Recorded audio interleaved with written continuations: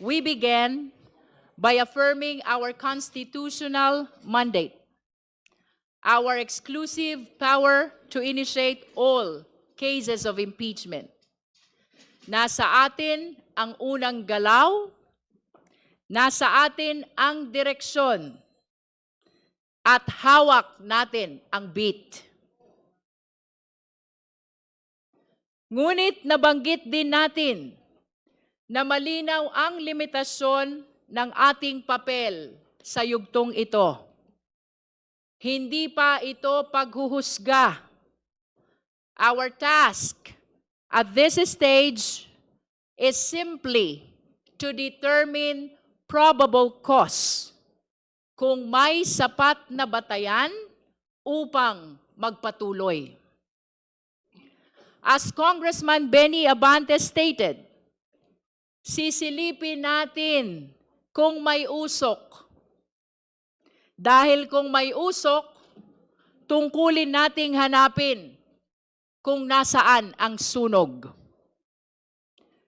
During our last hearing, we formally recognized the complainants, Father Sabalia and his group, and of course, Attorney Cabrera. All of them were present, ready to face this committee and stand by their complaints. But there was one thing we could not ignore. Something that was right in front of us. The empty chair of the Vice President. Wala po siya nitong nakaraan. Habang nandito ang mga nagrereklamo, ang tanging humarap sa atin ay isang bakanteng upuan. And yet, with or without the presence of the Vice President, with or without her cooperation, tuloy ang mandato ng komite. At umusad nga ang ating pagdinig noong araw na iyon. First, we formally received subpoena documents, all of which are now part of our record.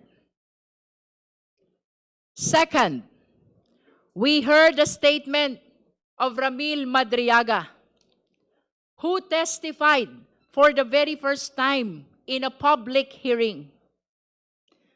Through his supplemental affidavit, we were confronted with a staggering allegation that confidential funds were spent not just in 11 days, but were purportedly disposed of within a mere 24 hours. Hindi 11 araw, sa halip 24 oras. Milyones na naubos sa loob lamang ng isang araw. Mabigat ang mga binitiwang salita ni Ramil Madriaga at minsan pa siyang naiyak habang binabasa ang kanyang supplemental affidavit. To back his words, he signed a bank waiver to prove that he has nothing to hide. During one exchange, Congresswoman Janet Garin recalled the family controversy and could not hide her frustration upon hearing Ramil Madriaga's allegation that the Vice President's campaign may have been financed by Farmally, an assertion that if proven, further deepens the seriousness of the issues now before this committee. Third, and with the help of Congressman Joel Chua, we have adopted the records from the Committee on Good Government and Public Accountability the testimonies of various resource persons regarding the envelopes and the questionable receipts and other statements given in that legislative inquiry are now officially part of this impeachment process. Fourth, we heard from the NBI expert, and their findings are very clear. Kinumpirma nila na base sa kanilang pagsusuri, several question signatures were actually signed by one and the same person. This proves that there was a pattern, and it raises even more questions about who was really behind these documents. Magkakaiba ang mga pangalan, ngunit iisa ang perma. I will repeat. Magkakaiba ang mga pangalan, ngunit iisa ang perma.